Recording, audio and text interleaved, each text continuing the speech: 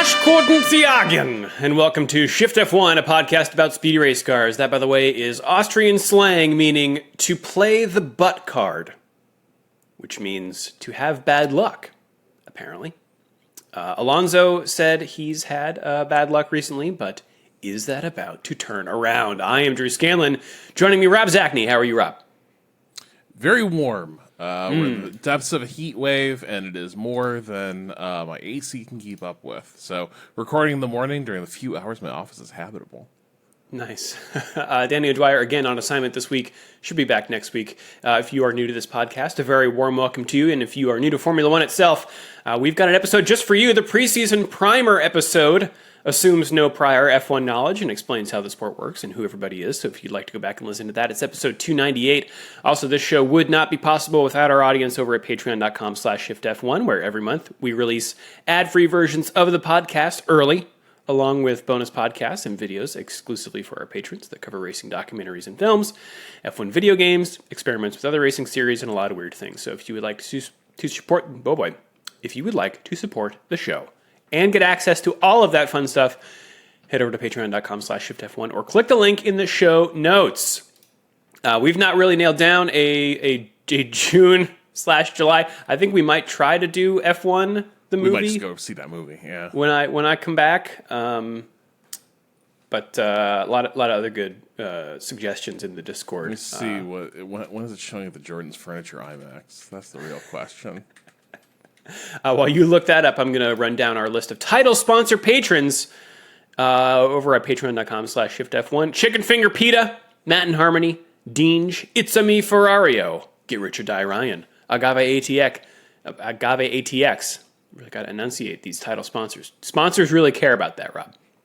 Sci-fi Training, Turf STS, Michael Maves, MasterCard Venmo Cigarettes, Telemetry Deck, the movie, FTC, Drew Stewart, Bailey Foote, Jason, Abraham Getchell, TechedUpOnEachCrimes.com, Snigs, Alex Goucher, Max Voltar, Jeff Foster, Troy Stammer, William Rumpf, Lachlan the Madden Man, Oppressive Petrostates, Samurai Love Story, and Jason Kelly. How are the times looking, Rob? Oh, they're looking great. I have options. I don't have to see it this week, but I could. Good. I've always wondered what film reviewers and journalists do to take notes, because I definitely need notes taking a movie. I can't just watch them. Maybe they're professionals. They can just watch a movie and then remember everything. But in a darkened theater, what is a journalist to do? On the phone, you get a knee board, like you're a pilot, and write your notes. Old timey journalists, their handwriting was good enough; they could trust it that they could take notes and they'd be legible after the movie. I could not trust that. Neither could I.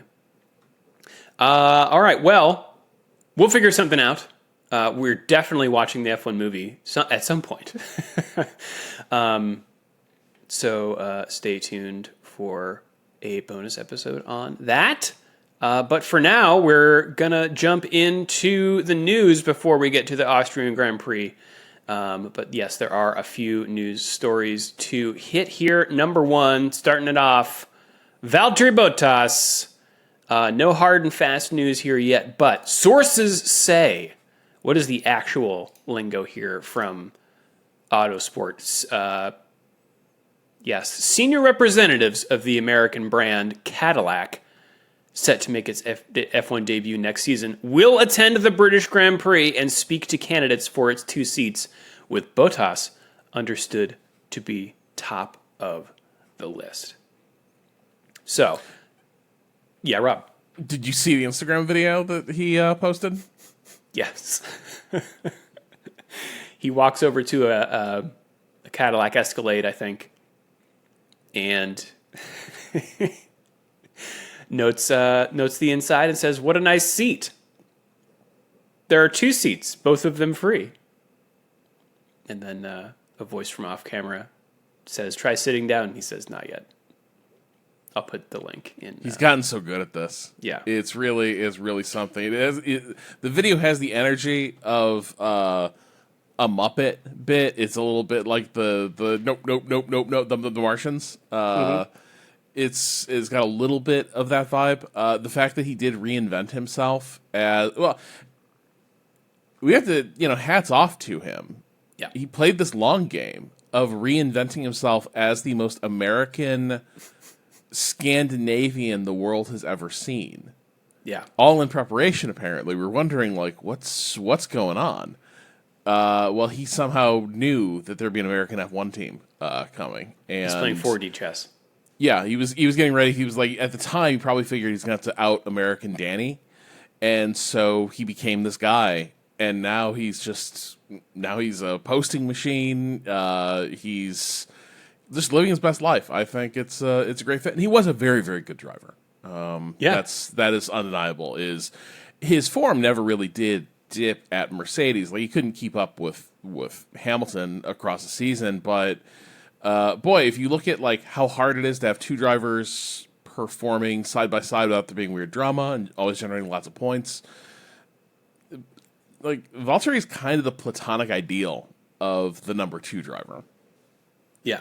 Yeah, I think Hamilton even said as much, as underhanded a compliment as that may have been. I think Cadillac would be wise to hire him.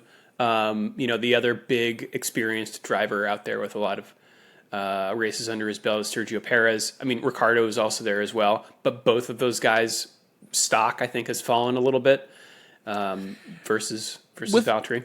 I would agree, though. I might. We dragged Perez a lot last year. I almost feel, though, like, do you need to almost throw out the results with Perez in the second Red Bull seat? Like, his form was very good throughout his time at Force India. He came in strong with Red Bull, and then his form fell apart. He couldn't drive that car, but nobody has been able to drive that car. And so I almost feel like you could take a chance on him. It wouldn't be the most inadvisable thing. You probably wouldn't sign him to a multi-year deal. But in terms of like who is the new hotness out there, I guess, maybe you try to tempt away someone like Hajar from Red Bull. There's some, like, people talking about Drugovich as a possibility. I don't know much about him. He's been a name floating around for a couple of years. Felipe Drugovich. He is currently the Aston Martin reserve driver.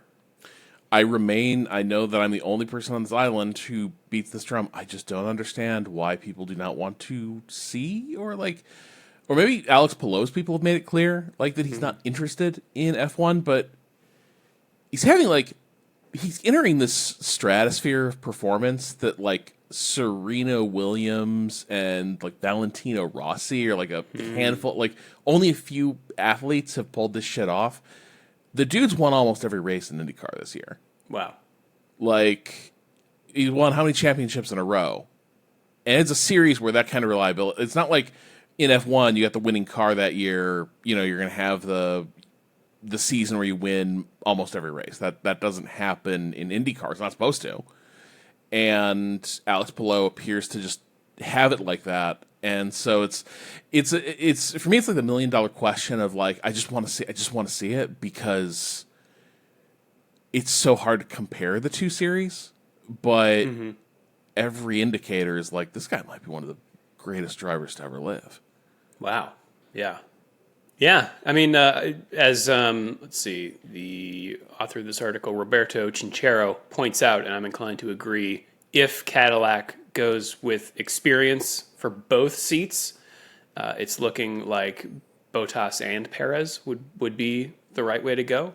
But if they decide that they want one old hand and one young gun, the first name on the list is Felipe Drugovich. So, but yeah, weirder things have happened. Watch this space. Personnel, Rob, they're moving all around.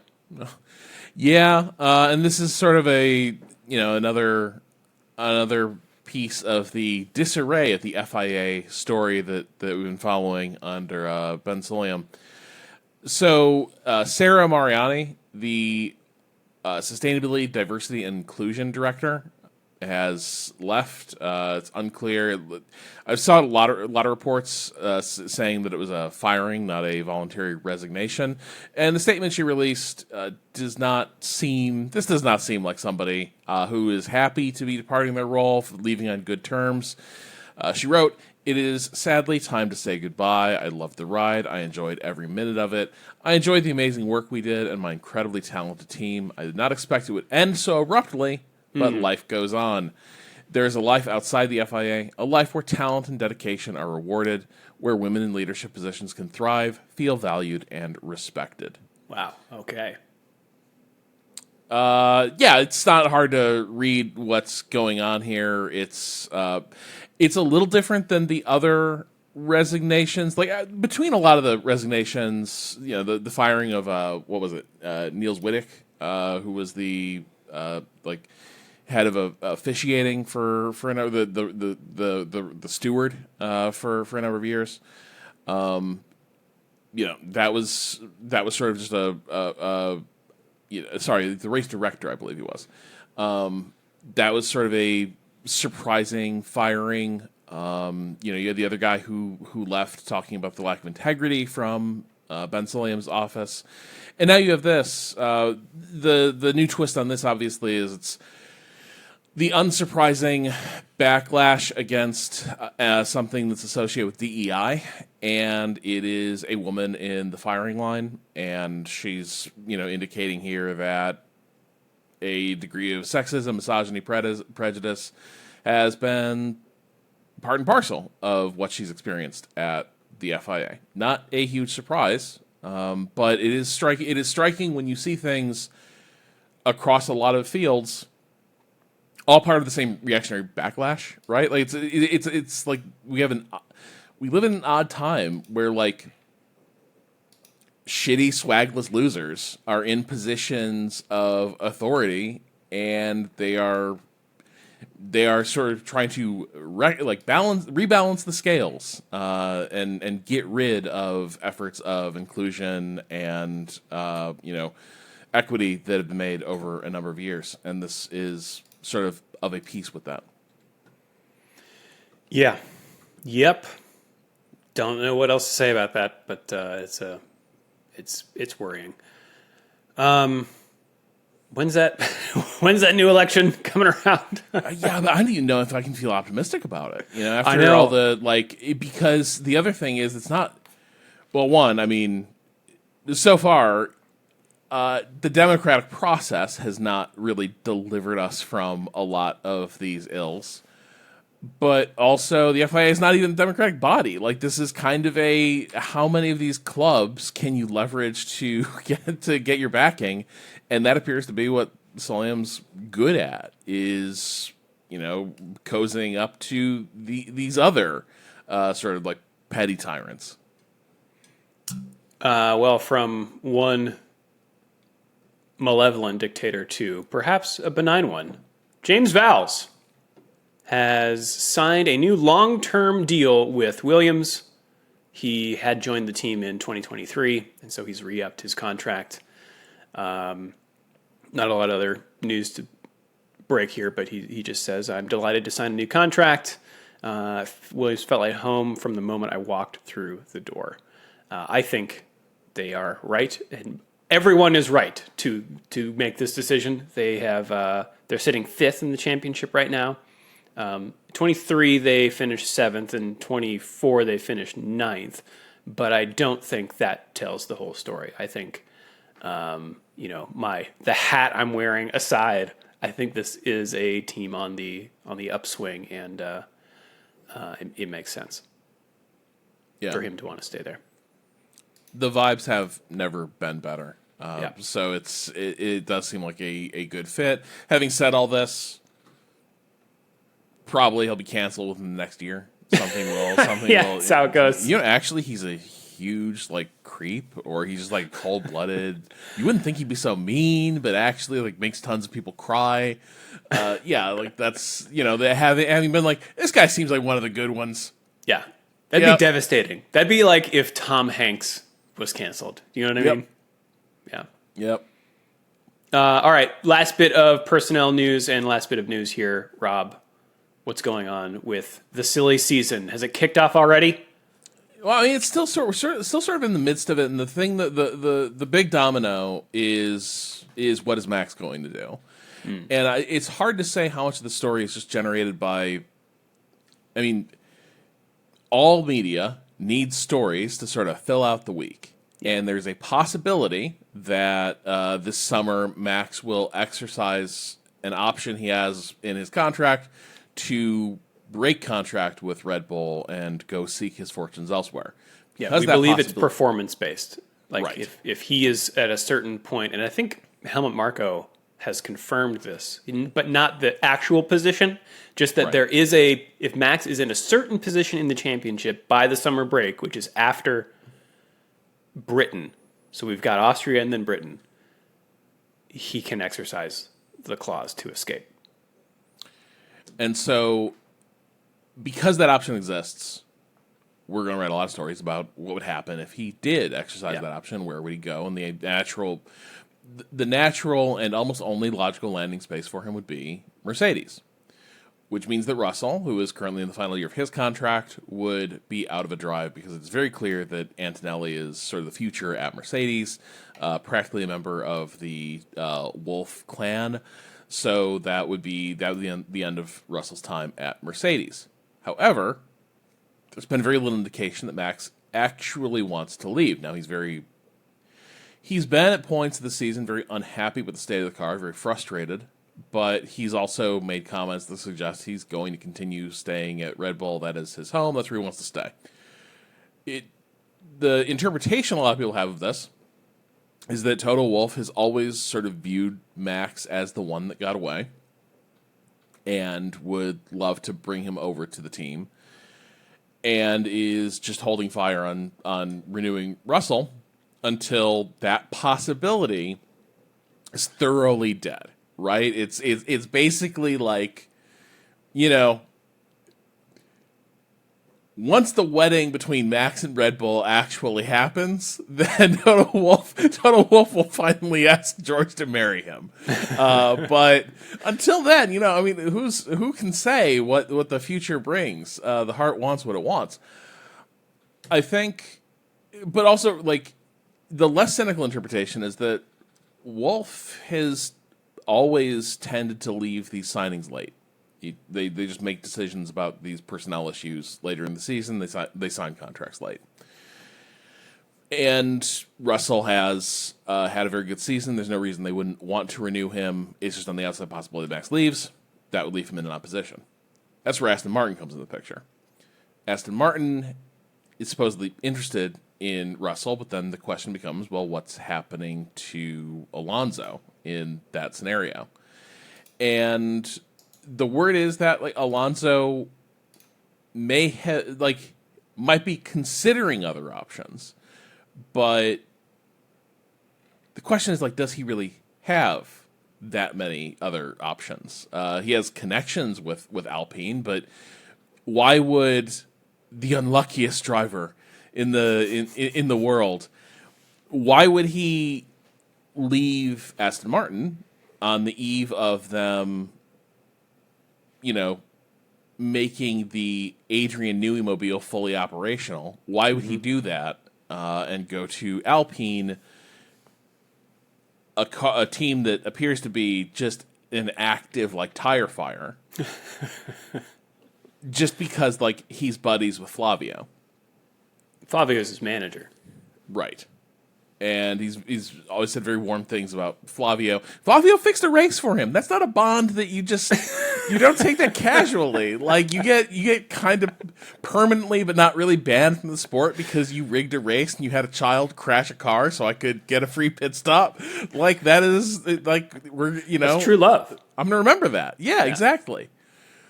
Maybe Toto, if he wants to get Max's attention, needs to make a similar gesture like that. It's like stand out in the middle of the track and bring a red flag out at the right moment, holding a boombox.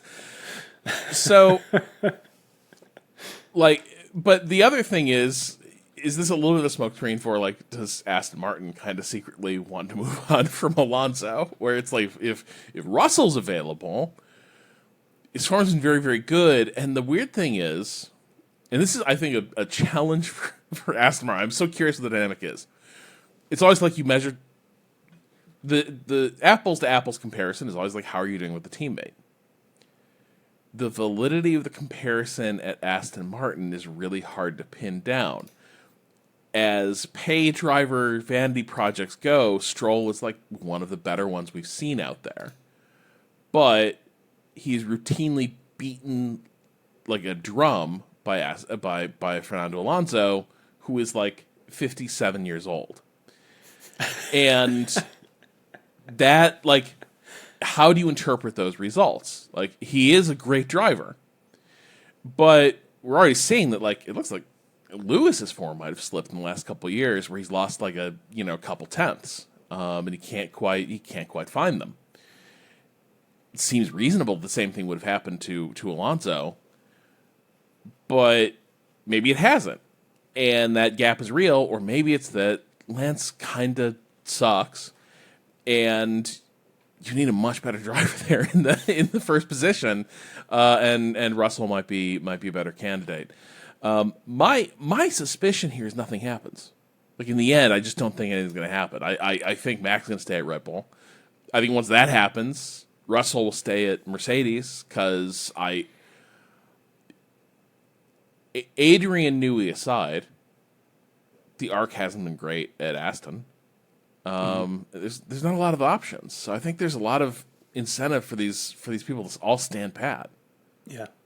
The one thing that this is bringing up for me, this question, is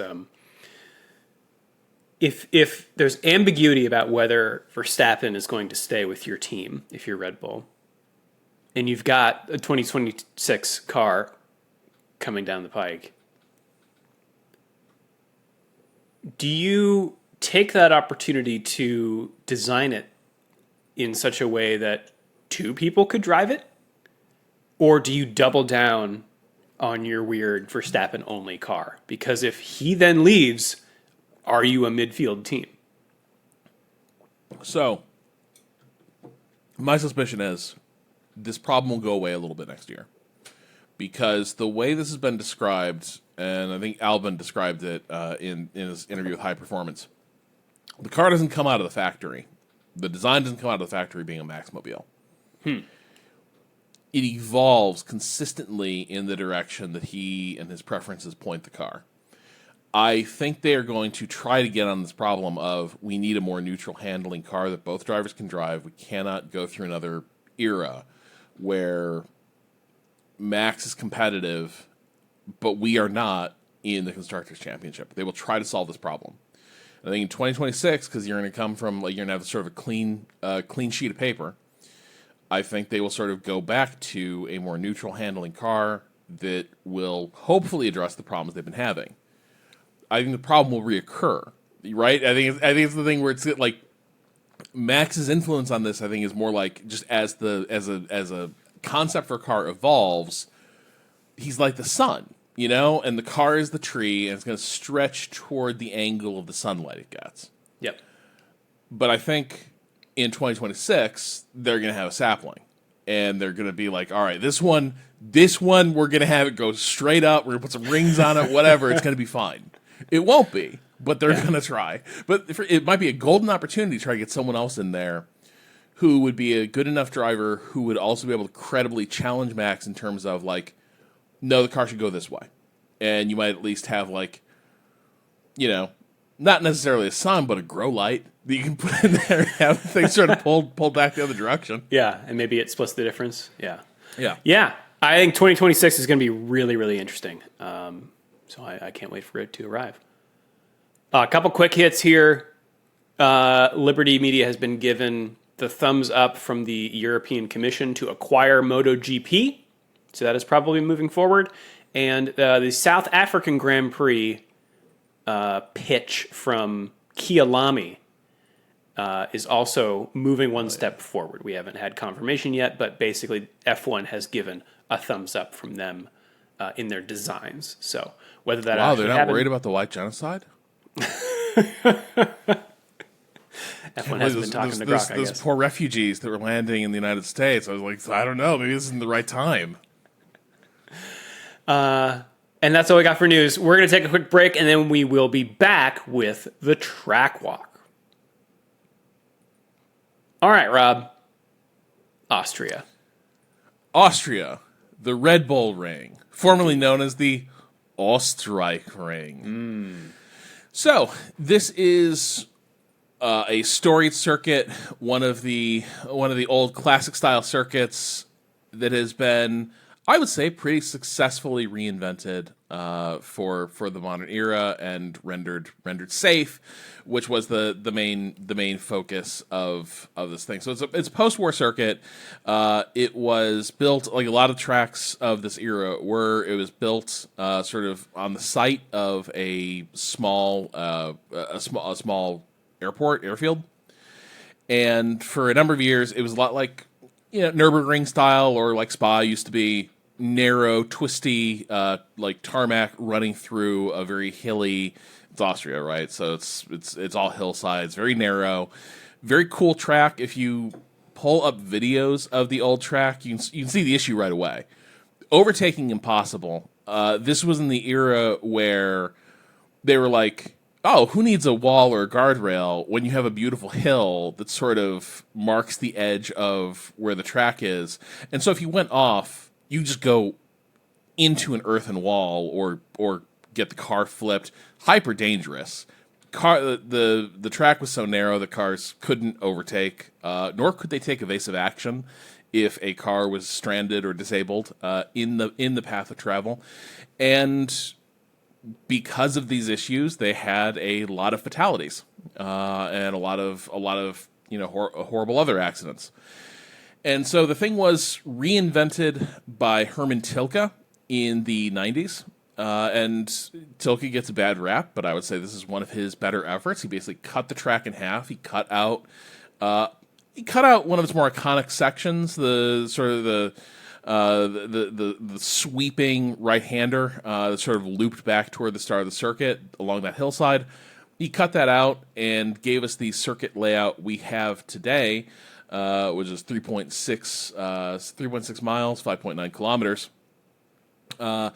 But he also made it so that it was obviously safer and created a lot of overtaking opportunities.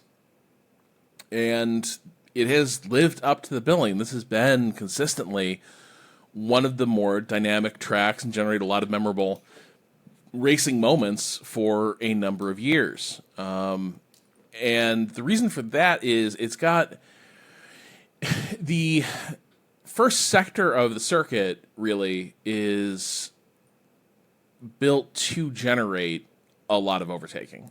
So what you have is the start-finish straight heads steeply up this hill.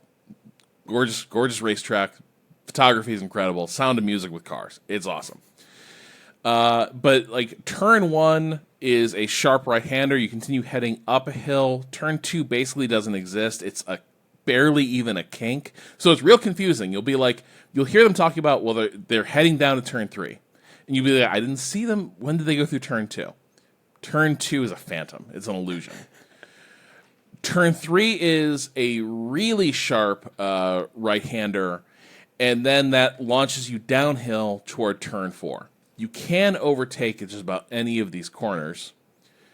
Turn 3 or turn 4 are where a lot of the action tends to happen, and there's a really interesting dynamic there. So there's DRS zones along all the straights leading to those corners. So you sort of position yourself to attack coming through turn 1. The race to turn 3 is probably your best opportunity to make the attack, but if you time it right, you can get DRS after the overtake coming out of 3 as you head downhill to turn 4 and use that DRS you have to sort of seal the deal. If you don't seal the deal, turn 4 is interesting because there's kind of only one line through it. Or is there? Maybe you could hang it around the outside. And, Sergio Perez was a master of this move, especially at the start of races. And by that, I mean he would frequently hang around the outside and things would go bad and someone would get punted off the track. But it can be done. Like turn 4 is a corner that really does invite a counterattack or sort of a desperate move if you couldn't get it done at 3. And then the rest of the lap, sort of the infield section, as you sort of are pointed back toward the big Red Bull effigy sculpture in the center of the infield. The rest of the lap is sort of an infield section, lots of twisting fast corners as you sort of loop back toward the start-finish straight. The entire thing, like this track was sort of saved and turned into this palace of F1 motorsports by now departed Red Bull founder Dietrich Mateschitz. This is their crown jewel. This is their home turf, and it's been one of the better venues we've had in recent years. Lots of memorable incidents, like, well, okay, a lot of them involve Max Verstappen hitting people or chasing them off the track. Lando Norris last year, obviously he and Max got into it. Charles Leclerc getting bullied off his line a number of years ago by Max, but that's just what happens there. It's good times. Yeah, and it's track dominated by Red Bull. It's one of their better tracks. It's one of Max's better tracks. He has won 5 times. The last 5 winners were, in 24 was George Russell, then it was Verstappen, in 22 it was Leclerc, and then Verstappen won both of the 2021 races. And Russell only won because Norris and Max took each other out. Yeah. In my own statistics here, I have for the drivers, here are the drivers for whom this is not a great track, according to my stats. Tsunoda, Stroll, Alonso, and Piastri, interestingly. Drivers for whom it is a good track: Verstappen, Norris, Sainz, and Ocon. Teams for whom it is not a great track: Aston Martin, but teams for whom it is a good track: Mercedes, Ferrari, and Haas. And if you're curious, I'm taking recent finishes and doing a median on them, and if they are in the top 5 or bottom 5 of that pairing of driver or team and this track, that's when I'll call it out. In my own rating of races, this is the only track which has, over the last 3 years, earned a 3 or higher in all of the races. I've rated all 3 races a 3, which is, I call entertaining, 3 out of 4. So be prepared for this one to be boring. Red Bull Ring gives races wings. There you go. Weather-wise, we are looking at a warm one. I'm seeing here on Google Weather, moderate high temperature warning for the Murtal district. 80 degrees Fahrenheit on qualifying day, climbing to 83 on race day. That's 27 and 28 Celsius, respectively.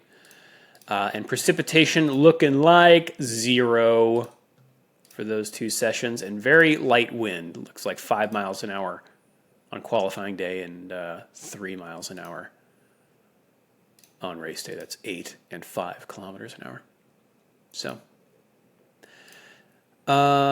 just balmy, just hot. I mean, one thing we learned is that the Mercedes car has typically not done great in warmer weather. Yeah. They do very well in colder weather. So perhaps don't expect George to continue.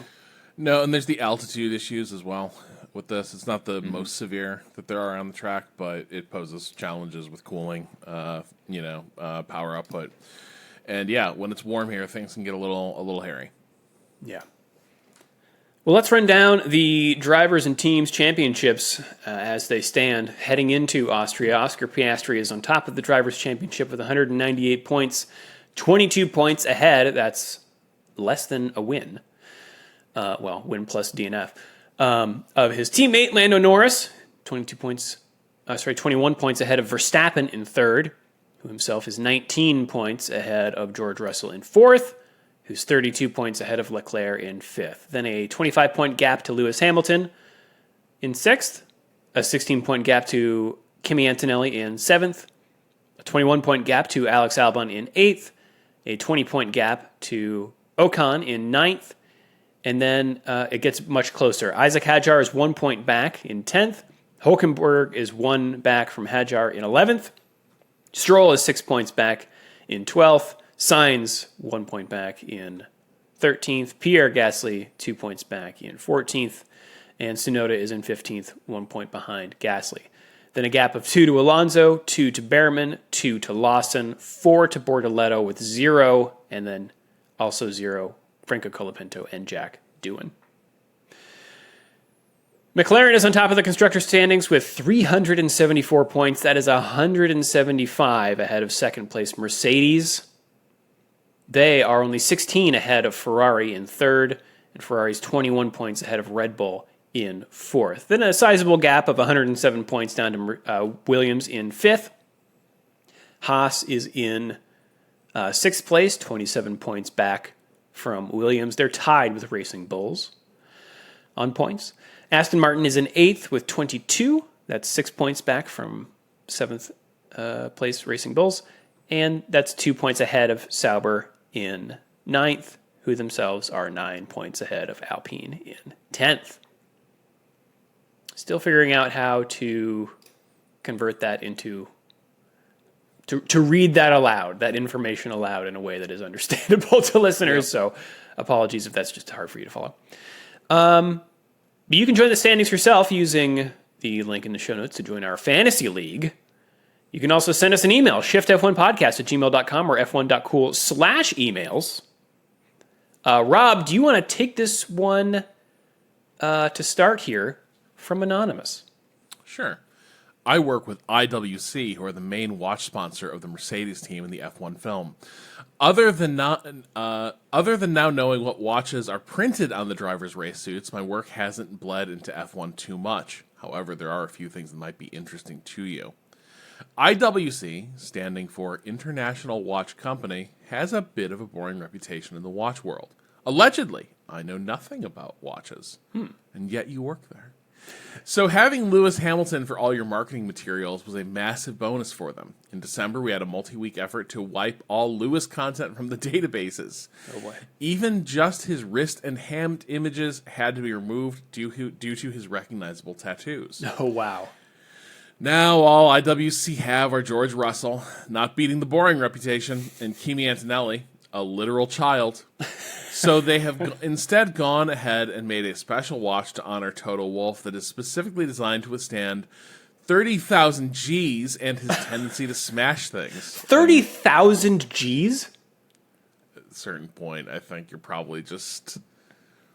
It's a, you know what I mean? Like it's a watch, so it can survive a crazy impact, I guess. And the number probably just gets ridiculous. I do not know if Toto Wolff knows they are selling a watch based on his temper.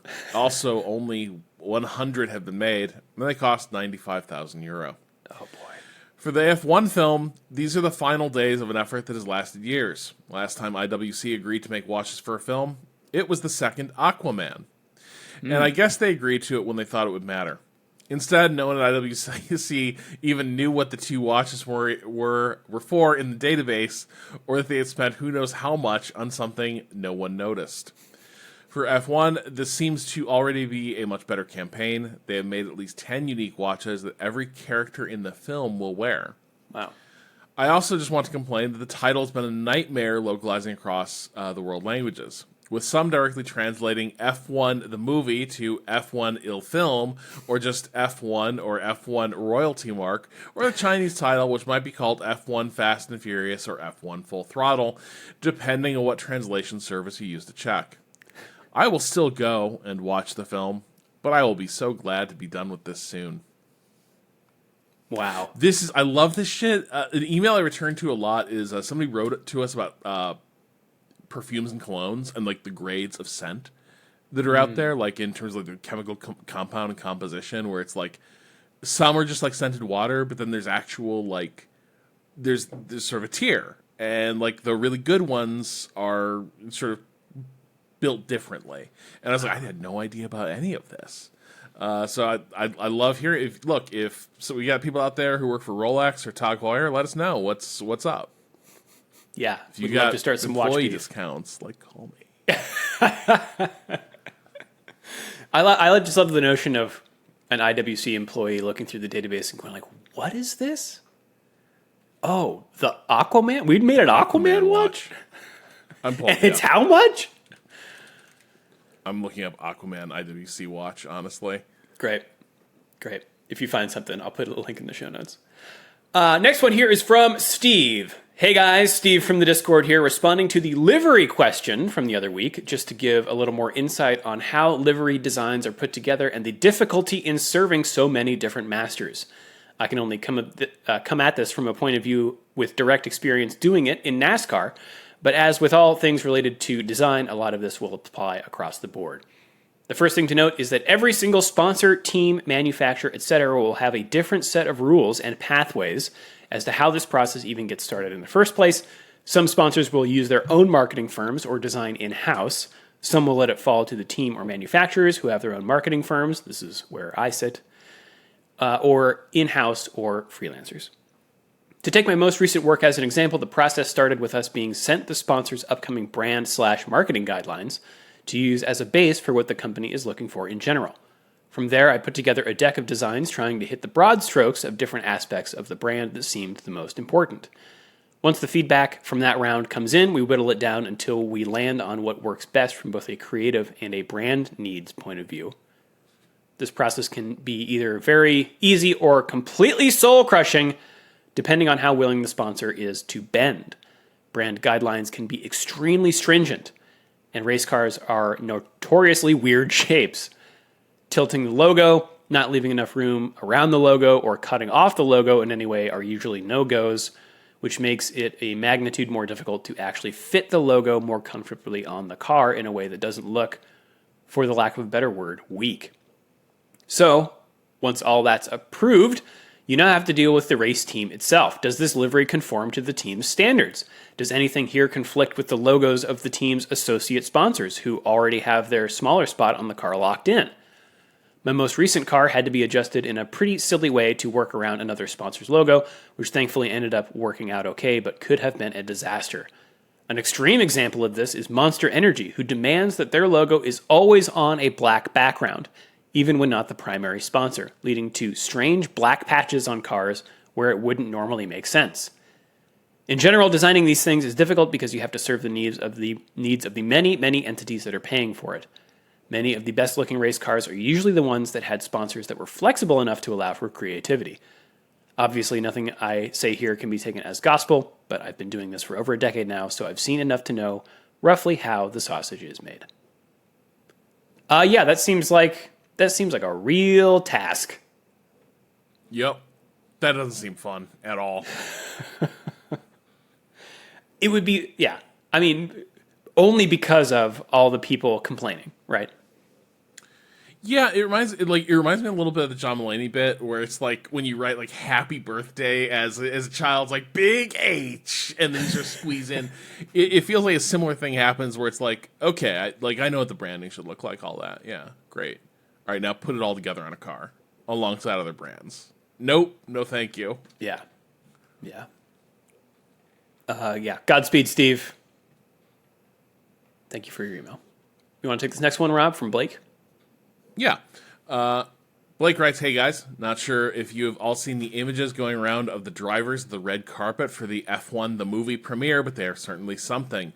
My friends and I are having a ball roasting these boys for their subpar suits. I need to hear your thoughts. I don't know how guys with a lot of money and a lot of reasons to wear nice suits don't have proper tailors/stylists. And yes, Rob, Die Workwear did a thread on the subject. Thanks for the great pod, Blake. Yeah, I noticed this as well. I did not. My initial take was just there's a lot of young guys who do not wear suits, and so they probably threw this together pretty fast. Now, because they are F1 drivers, maybe they didn't, right? Maybe this is every single brand. Like these are all bespoke suits. That these are various labels sort of should be trying to deck these guys out in the nicest stuff, and maybe it just looks awkward because they're kids who don't wear suits. But the Die Workwear thread does have a pretty good breakdown of like what's going wrong here. He does note the menswear guy does note that Gasly pulls it off the best of anyone, which was sort of my read on it as well. He also did give props to Yuki for trying something different, which was a massively oversized suit that just drapes off his frame down to the ground. I just want to point out here that I sent the picture of all of them together to my wife Sarah, and her response, she doesn't know these drivers very well, but she does know Yuki, and she said in a text to me, I would take a bullet, parentheses, non-fatal for Yuki. Yeah. So thumbs up. No, he's cute. Also, like, I do think little guy, huge suit is actually pretty brilliant. What an very inspired funny choice. It's the inverse of Chris Farley, so I'm for it. Amazing. Thank you, Blake. We got some other people sending us that as well. Really fun. I'll put a link to that in the show notes as well. So yeah, you can send us an email. You can send us some socials using the links in the show notes. And that's us around the internet. And now let's take it around the world of racing, starting in the birthplace of democracy. The World Rally Championship is in the Acropolis Rally in Greece this weekend.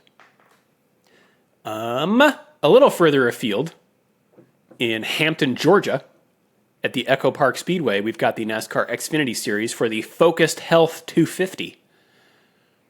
MotoGP is in the Netherlands at TT Circuit Assen for the Assen round. Formula 2 and Formula 3 will be supporting Formula 1 this weekend in Austria. That's right. That's where we are. Super GT is in Malaysia at the Sepang International Circuit. My hesitation there was like, oh no, where is Super GT? Do I need to look up the prefecture? They get to go to Sepang. I know. The Craftsman trucks are in Lakeville, Connecticut at Lime Rock Park for the Liuna 150. Don't know what that is. Sounds like a drug. Yep. The NHRA is in... These sorts of towns are always difficult because it's spelled Norwalk, but is it taken from a British place, and therefore is it Norick or something weird? Anyway, that's in Ohio. For the Summit Racing Equipment Nationals. And we got NASCAR. Also at Echo Park Speedway in Hampton, Georgia, for the Quaker State 400 available at Walmart. It's the Challenge Round 1, whatever that means. Oh, Liuna's a union. I think we do this every year. Oh. We're like, what the fuck is Liuna? Labor's International Union of North America. Got it. Is this the playoffs? No, it's not the playoffs. It's a challenge round. I'm looking at the schedule. Challenge round 1, 2, 3, 4. For NASCAR? Championship round. Yeah. Oh, who knows? NASCAR fans would be yelling at me right now. I'm sorry. I don't. It's like, I feel like the playoffs just start, and it's like, well, NASCAR playoffs, how do those work? I will never find out. There's no way to know. Yeah. I'm so sorry, Steve. And a couple, let's see. Nope, that's it. All right, Formula 1. Maybe you heard of it. Friday, June 27th, things kick off. Free Practice 1 at 7:30 a.m. Eastern Time on ESPN2, followed by Free Practice 2 at 11 a.m., also on ESPN2. Saturday, June 28th, Free Practice 3 is at 6:30 a.m. on ESPN2, followed by Qualifying at 10 a.m. on ESPN2. But the race, everyone, Sunday, June 29th at 9 a.m. Eastern on ESPN. Catch it. You know, I looked up viewership numbers in the U.S. between IndyCar and Formula One. And just based on ESPN. So I don't know that Formula One publishes their over-the-top, their streaming service numbers in the U.S., but ESPN is getting like 1.3 million on average per race. IndyCar is getting 2 million per race on Fox. Yeah.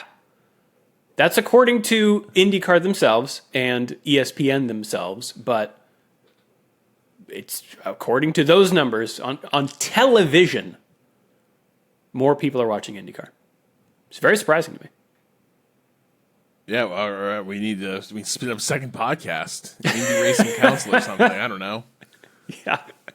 I mean, is that just the magic of like putting it on the main network? That's a big part of it. Is Fox is actually promoting IndyCar, and NBC didn't. They kind of kicked on NBC Sports or Peacock. They didn't promote it in that way. Like Fox has pushed hard to put it in front of people. They've treated it like a marquee sport, and it's not going cable. out over the air versus cable. Makes a big difference. But I would I would never have given the mind share they take up in the public discourse and media coverage. IndyCar doesn't seem to rank. Yeah, I'm with you. All right, well, that's what's going on this weekend. We don't have Danny's grimoire for this day in the past, but we do have... I cannot believe this. ...an email from Joe. Rob, please take it away. Joe T. from the Philly Burbs writes, Danny, Drew, and Rob, I recently came across this fun tidbit of motorsports history that I think you folks might enjoy. Otto Merz was born in the German state of Württemberg in 1899 and worked his way up from his initial introductions to the world of automotives as a mechanic and chauffeur to have a brief period of success in racing, with his most notable achievement being his victory at the 1927 German Grand Prix, the first German Grand Prix to run at the famous Nürburgring circuit, before becoming a test driver for Mercedes-Benz until his death in 1933. Getting out at the right time. However, this isn't where our story ends, as I need to bring up other notable historical tidbits involving Otto Merz and go back in his earlier career as a chauffeur for the wealthy automotive enthusiasts in the mid-1900s to another key date in history. June 28th, 1914. Sarajevo, where Merz found himself employed as one of the drivers in the Archduke Franz Ferdinand's motorcade. Oh my God. According to the website Motorsport Memorial. The leading car of the motorcade conducted the Archduke, his wife Sophie Chotek, Bosnia Governor General Oskar Potiorek, and Franz Ferdinand's bodyguard, Lieutenant Colonel Count Franz von Harrach Merz. What? I can't tell if it was Merz or Menz. Joe has spelled it both ways. Yeah. Is it? I can't. I'll look it up. Yeah. Anyway, Merz, thanks to the proximity between Daimler and Grafenstift, was the driver of the second car, a large Mercedes. As such, maybe it is Merz. As such, Merz was an eyewitness to the assassination of the Archduke, shot by Gavrila Princip, a member of a group that wished to secede the South Slavic territories from Austria-Hungary. Merz understood the events quicker than most people. He immediately stopped the Mercedes and jumped from the car. He was among the first to reach Franz Ferdinand. And possessing enormous physical strength, he lifted the Archduke from his seat and carried him to a nearby house. Oh my Merz God. laid Franz Ferdinand on the steps of the house, while others dashed for help. Shortly later, the Archduke was placed back on his seat in the Grafenstitz, or Stilts. I can't quite make out the kerning on this font. Stitz. Grafenstitz. The car was then driven to the governor's residence for emergency medical treatment. Both Franz Ferdinand and his wife died before reaching the destination. Finally, the most interesting fact about the story is that the car Merz won the 1927 German Grand Prix in, a 1927 Mercedes-Benz S-Type Sportswagen, still survives to this day and is currently on display among the rest of the cars in the collection at the Simeon Foundation Automotive Museum in Philadelphia, PA. I've attached an image of this car along with a link to the museum's website.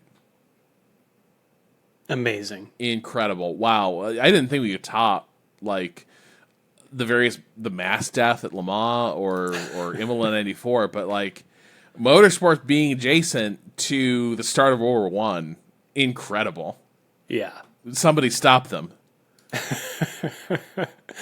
This is made even more amazing by the fact that I picked up at the bookstore in San Francisco's Japantown, which if you're ever there, definitely go in. I picked up a copy of, or an issue of Asimov's, which is a science fiction magazine. Mm-hmm.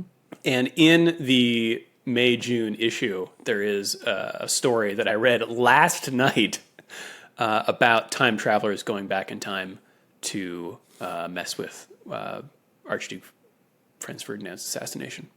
So, like making sure the race car driver was the guy in the lead car. Exactly. Like although, so maybe I'm getting this wrong, but my understanding is the initial assassination attempt completely failed. And the motorcade drove out safely. And it was when they stopped to figure out where they were going, they just got unlucky. And Gavrilo Princip, who's part of the plot, was just there by coincidence, having like kind of given up on like, well, we missed him. Right. And then the car just rolls up and it's there. Yeah.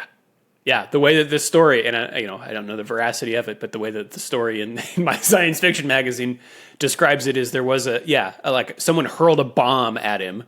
They escaped that and then took a wrong turn. And that's where Princip was walking out and he had a gun on him. Yeah, man. Why would you stop? I would have just been like, keep driving. I think he couldn't make a turn. Like, yeah, yeah, exactly. It was a different time. Awesome.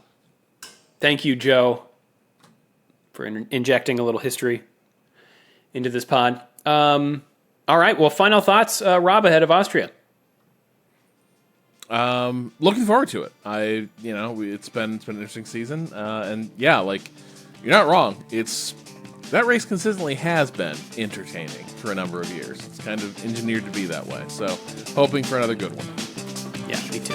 If you'd like to support the show and get access to all of our bonus episodes, the early ad-free version of the podcast, and the official Shift+F1 Discord, you can do so over at patreon.com/ShiftF1. Have a good race weekend, everyone. We will see you all next week. Meow.